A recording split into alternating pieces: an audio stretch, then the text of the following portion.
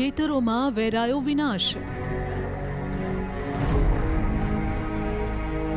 મહિના બાદ પણ નથી સુકાયું પાણી। મગફળી કોહવાઈ ગઈ, મકાઈ મુરઝાઈ ગઈ, ઘાસચારાનો પણ સત્યાનાશ। ચોમાસુ પાક 100% નિષ્ફળ। શિયાળુ પાક પર ચિંતાના વાદળો। સર્વે ન થતા આકરા પાણીએ ખેડૂતો।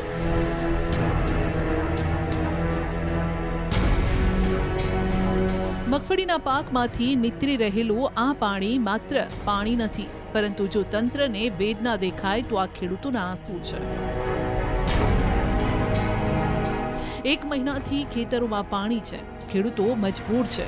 મહા મહેનતે વાવેલો પાક નિષ્ફળ જતા હવે ખેતી ખેડૂતોની હિંમત તોડી રહી છે। દ્રશ્યો છે મોડાસા શામળાજી હાઈવે પર આવેલા મોટી ઇસરોલ ગામના।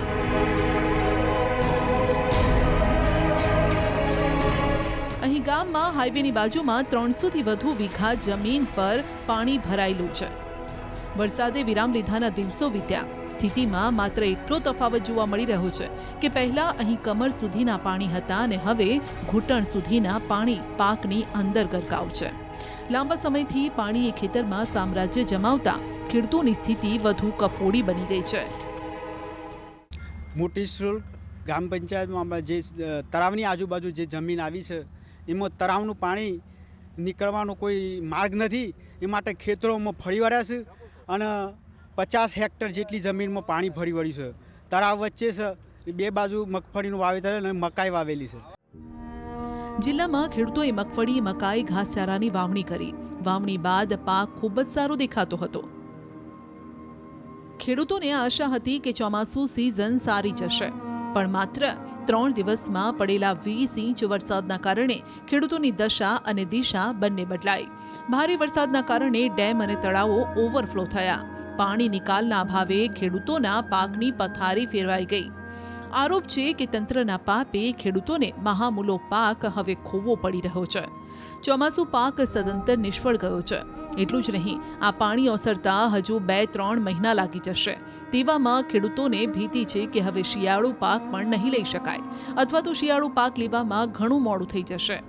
તેમનો દાવો છે કે હાઈવે નજીક જમીન હોવાથી અધિકારીઓ અહીંથી કેટલી વાર પસાર થતા હશે, પરંતુ કદાચ તેમની આંખો પર પાટા બાંધેલા છે। કદાચ તેમને ખેડૂતોની મુશ્કેલી નથી દેખાતી, એટલે જ 300 વીઘા ખેતરમાં તેમને નુકસાન નથી દેખાતું। ખેડૂતોનો દાવો છે કે આટલી નુકસાની નરી આંખે જો દેખાતી હોય તો પછી સર્વે કરવા માટે કેમ તંત્ર હજી સુધી નથી પહોંચ્યું। એક મહિનાથી વરસાદનું પાણી ભરાઈ રહ્યું છે, પણ કોઈ તંત્રએ બેદરકારીને કારણે કોઈ તપાસમાં પણ આવ્યું નથી અને પંચાયત વિભાગ પણ તપાસમાં આવી નથી કે ગ્રામ સેવક પણ વિભાગ તપાસમાં આવી નથી। અને આ હાઈવેની બાજુમાં કેટલાય અધિકારીઓ અહીંથી નીકળતા હશે પણ કોઈ તંત્ર જાગ્યું નથી અને મગફળીનો પાક પણ નાશ થયો છે અને મકાઈનો પણ પાક નાશ થયો છે। ખેડૂતોનો દાવો છે કે પાકની વાવણીમાં 1 વીઘામાં 15,000થી વધુનો ખર્ચ થયો। 4 વીઘા ખેતરમાં ખેડૂતને ઓછામાં ઓછું 60,000નું નુકસાન છે।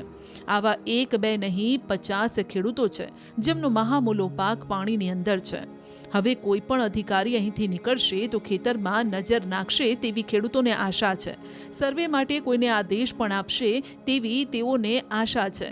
ખેડૂતો ઈચ્છી રહ્યા છે કે ખેતીવાડી વિભાગ, ગ્રામ પંચાયત તેમની મદદે આવે અને સર્વે કરી સહાય ચૂકવે।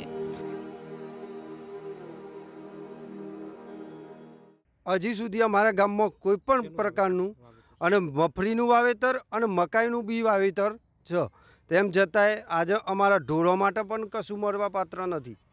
બરાબર, તો એના માટે શિયાળામાં અમારે વાવવા માટે જે શિયાળુ પાક લેવા માટે અમારે જે પૈસાની જરૂર પડે તો એ પૈસા અમને સરકાર ચૂકવો. હવે ખેતરમાં જઈ શકાય એવી સ્થિતિ નથી. આપ જોઈ શકો છો કે ખેડૂતો જે ગયા છે તે કોવાઈ ગયો જે પાક છે મગફળીનો તેને લઈને પરત ફરી રહ્યા છે. આ દ્રશ્યો ચોક્કસથી કોઈ પણ ખેડૂતને જોવા જે નહીં ગમે, કારણ કે સરકારના અધિકારીઓ અહીંથી હાઈવે ઉપરથી પસાર તો થાય છે પરંતુ ખેડૂતનું જે આ દર્દ છે તેમને દેખાતું નથી. આંખે પાટા બાંધી દીધા હોય તેવા દ્રશ્યો ખાસ કરીને જિલ્લામાં તંત્ર દ્વારા જોવા મળી રહ્યા છે. તંત્રની બેદરકારીના કારણે ખેડૂતો લાખો રૂપિયાના નુકસાન હેઠળ છે તેવા સંજોગોમાં સર્વેની માગણી મોટી ઇસરોલ ગામના ખેડૂતો કરી રહ્યા છે. હાર્દિક પટેલ, ન્યૂઝ 18 ગુજરાતી, મોટી ઇસરોલ ગામ, અરવલ્લી. આ તરફ મહેસાણા જિલ્લામાં એરંડા વાવતા ખેડૂતો પણ પરેશાન છે. મહેસાણામાં સૌથી વધુ એરંડાની ખેતી થાય છે, પરંતુ આ વખતે વધુ પડતા વરસાદના કારણે ખેડૂતોના હાલ બેહાલ થઈ ગયા છે. આ વખત તો કંઈ વધ્યું જ નહીં ને, બધું સાફ થઈ ગયું છે વરસાદના લીધે. એરંડામાં કેટલો વિઘે થતું હોય દર વર્ષે? હવે એરંડામાં 30 થી 35 હજાર રૂપિયાનું થાય છે દર વર્ષે. કેટલા મણ થતું હોય છે? 30 મણ કે 35 મણ, સારા એરંડા હોય તો 35 મણ થાય ને 25 થી 30 મણની વચ્ચે એ રહેશે. આ વખતે શું લાગે છે? આ વખતે બધું કોવાઈ ગયું છે એરંડામાં, તો નુકસાન જ લાગે છે. મહેસાણા જિલ્લામાં દર વર્ષે કુલ 2.70 લાખ હેક્ટરમાં વાવેતર થાય છે, જેમાં સૌથી વધુ ખેડૂતો એરંડાની ખેતી કરવાનું પસંદ કરે છે. આ વર્ષે અત્યાર સુધીમાં કુલ 2.60 લાખ હેક્ટરમાં વાવેતર થઈ ચૂક્યું છે, જેમાંથી 79,000 હેક્ટર જમીનમાં એરંડાની વાવણી થઈ છે. ગત વર્ષે મહેસાણા જિલ્લામાં 88,000 હેક્ટરમાં એરંડાનું વાવેતર નોંધાયું. પરંતુ વરસાદ જે પાછોતરો જે પડ્યો એના અનુસંધાને હવે ફરીથી દિવેલાની વાવેતરની પ્રક્રિયા હાલ ચાલુમાં છે. દિવેલા હજુ પણ 15 થી 20 દિવસ સુધી વાવેતર થશે. હા, ચોક્કસ જિલ્લાની અંદર જે દિવેલાનું વાવેતર સરેરાશ આપણું 88,000 થી 90,000 હેક્ટરની અંદર થતું હોય છે એ ચાલુ સિઝનમાં પણ પૂર્ણ થશે. વાવેતર પૂર્ણ થશે, પરંતુ ખેડૂતોનો દાવો છે કે જે એરંડા વાવ્યા છે તેમાંથી ઉતારો ઓછો આવશે અને સરેરાશ વીઘા દીઠ ખેડૂતોને 5 થી 10 મણ જેટલું નુકસાન થશે. ખરેખર તો ઓગસ્ટ મહિનાની અંદર જે એરંડો વવરાય એનું ઉત્પાદન 35 થી 40 મણ વીઘે મળતું હોય છે, પણ આ વખતે સપ્ટેમ્બર મહિનામાં લેટ વવરાય એટલે કદાચ 20 થી 25 મણનો ઉતારો આપવાની શક્યતા છે. એટલે ખેડૂત માટે ખરેખર તો નુકસાનકારક જ છે આ વખતે. તો વધારે વરસાદના લીધે અમારા એરંડા બિલકુલ નાશ પામી ગયા છે અને ઝાડને અમારે વધારે નુકસાન થશે, જેના લીધે અમારા ઢોર બી આ ઝાડ ખાતા નહીં અને એરંડામાં જો પાણી ભરાઈ ગયું છે તો બધા એરંડા અમારા કોવાઈ ગયા છે. એના લીધે અમને બહુ નુકસાન થયું છે. આ મામલે એરંડાનો વેપાર કરતા વેપારીઓ પણ માની રહ્યા છે કે આ વર્ષે ગત વર્ષ કરતાં ઓછું ઉત્પાદન મળશે, જેના કારણે આગામી દિવસોમાં એરંડાના ભાવમાં ઉછાળો જોવા મળી શકે છે. હાલમાં જે ભાવ ચાલી રહ્યો છે તેના કરતાં 100-150 રૂપિયા ખેડૂતોને વધુ ભાવ મળી શકે છે. પણ જો માલ ના આવે તો થોડી તેજીનો માહોલ રહે. આજે પણ આ તેજી છે, પણ આવક આવે એટલે થોડુંક બજાર પણ દબાય. હાલ શું ભાવ ચાલી રહ્યો છે અને આગામી દિવસોમાં કેવો ભાવ રહેશે? હાલ 1200 થી 1250 ભાવ છે, પણ મારી ધારણા એવું છે કે 1300-1350 ભાવ ખેંચી જાય. જે બજાર ભાવ બધો 1250 થી મોડીને 62-63 સુધી છે. આગામી દિવસોમાં કેટલો ભાવ રહી શકે છે? 1300 ઉપરના ભાવ થવાની શક્યતા છે. આમ હાલ આ વર્ષે વધુ વરસાદથી એરંડાના પાકમાં નુકસાનીની ભીતિ છે. એટલે એક તરફ ખેડૂતોને નુકસાન છે, બીજી તરફ વેપારીઓનું માનીએ તો જે ખેડૂતોને સારું ઉત્પાદન મળશે તેને સારા ભાવ પણ મળવાની શક્યતા છે. વરસાદ પહેલા કપા હતો ને 15 મણ વીઘો આવ્યો હતો અને વરસાદ થયા પછી 5-7 મણ વીઘો આવ્યો નથી. કેવી હાલત છે? હા, તો કપાની તમે હાલત તો જોવો. અમારે આમાં શું ખેડૂતોને જીવવું મરી જવું એવું અમને પરિસ્થિતિ છે. આમ તો સુરેન્દ્રનગર જિલ્લો સમગ્ર રાજ્યમાં કપાસના વાવેતર અને ઉત્પાદનમાં મોખરાનું સ્થાન ધરાવે છે.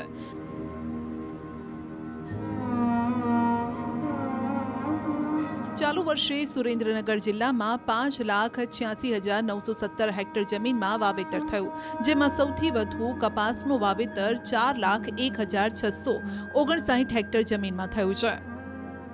જેમાં કપાસ મુખ્ય પાક તરીકે સુરેન્દ્રનગર જિલ્લાનો છે, જેનું વાવેતર 4,01,000 હેક્ટર જેટલું છે. અન્ય પાકોની વાત કરીએ તો આ જિલ્લામાં સુરેન્દ્રનગર જિલ્લામાં મગફળી, તુવેર, બાજરી, અડદ, મગ જેવા પાકોનું વાવેતર થયેલું છે. પાણી ભરાયેલા છે તેમાં નુકસાન થવાની સંભાવના છે અને હાલમાં સર્વેની ટીમો દ્વારા સર્વે કરવામાં આવે છે અને સર્વેની ટીમોનો ફાઇનલ રિપોર્ટ આવી જશે એટલે આપણને ખબર પડે કે કેટલા વિસ્તારમાં નુકસાન થયું છે. હાલ જે કપાસ ખેતરોમાં ઊભો છે તેમાં ખૂબ જ નુકસાની છે. થોડા દિવસો પહેલા સતત 3 દિવસ સુધી વરસેલા વરસાદના કારણે ખેતરોમાં જળબંબાકાર જેવી સ્થિતિ સર્જાઈ હતી.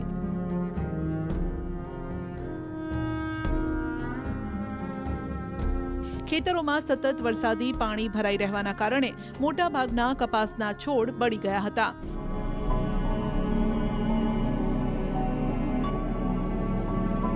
તો જે આગોતરું વાવેતર હતું અને કપાસના છોડ પર ફાલ આવી ગયા હતા તે ફાલ વરસાદમાં ખરી ગયા.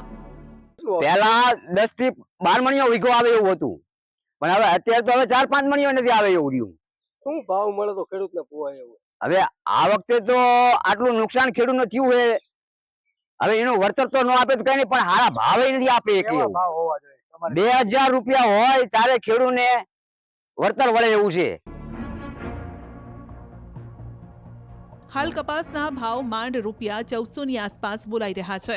જે ભાવમાં કપાસ વેચવો ખેડૂતોને પોસાય તેમ નથી, જેથી કપાસના યોગ્ય ભાવ મળે તેવી ખેડૂતોની માંગ છે.